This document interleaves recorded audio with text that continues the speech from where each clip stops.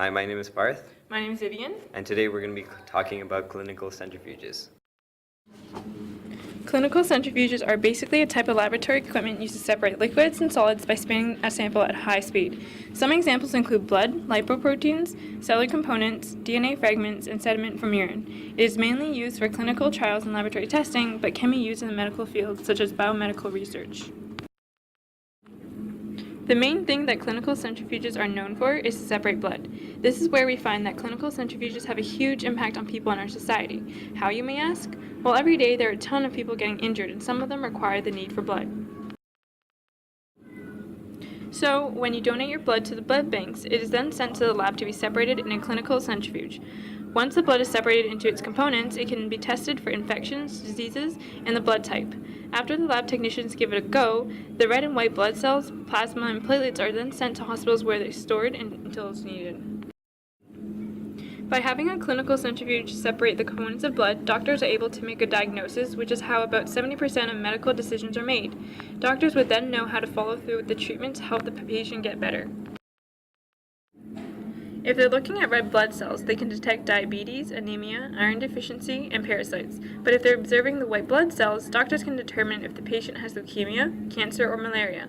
However, if they study the platelets, they can identify any of the conditions involving the bone marrow, such as leukemia and cancer, as well as autoimmune diseases by looking at the platelet count. Generally, clinical centrifuges allow us to assess the general state of our health by confirming bacterial or viral infections, cholesterol levels, screening genetic conditions such as cystic fibrosis and spinal muscular dystrophy, as well as HIV or any sexually transmitted disease. It even allows us to determine if we have pancreatitis or pneumonia.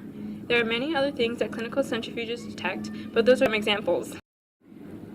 Now that you know how much of an impact clinical centrifuges have on our society, you might be wondering how it's related to forces in circular motion. Alright, so let's talk about a little bit of background information before we get into medical centrifuges. When there are particles suspended within a liquid, eventually if the solution is kept still, the particles will eventually settle to the bottom of the solution. This process is called sedimentation.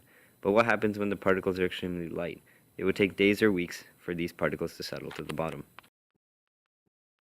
So through a process called centrifugation, we can speed up the separation of particles from a solution very quickly, drastically reducing the time required to separate the substances from days to minutes.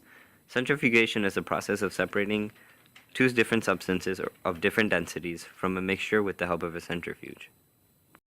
So how does a centrifuge work? Basically, through high rotational velocity, a substance is forced to the outside, just like when you feel like you're going to fly out of the car when you take a really sharp turn at a really high speed. In the same manner, blood cells, platelets, and other contents of blood are forced to the outside, separating it from the plasma that they flow in. The greater the density of the substance within the blood, for example the blood cells, they will be the first to pool at the bottom of the test tube, followed by the rest of the substances following in decreasing density. Okay, so let's talk about some of the advantages and disadvantages about centrifuges and their other real-life applications.